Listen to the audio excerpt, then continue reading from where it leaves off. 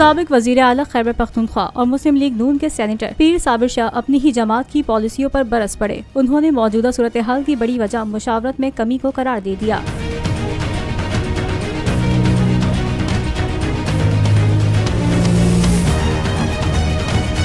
साबिर शाह भी अपनी पार्टी पॉलिसियों से ना निकले। उन्होंने कहा कि हमारी जमात में मुशावरत की कमी है। जिन लोगों को मुशावरत के काबिल समझा गया वही खराबी के जिम्मेदार हैं। इन्हीं चंद लोगों ने पार्टी क़यादत को अंधेरे में रखा। उन्होंने मजीद कहा कि इस वक्त हमारी जमात की हालत बहुत खराब है, जो कि लम्हा फिक्रिया है। मुशावरत में दूसरे सूबों को शामिल न करने से पार्टी को नुकसान हुआ है।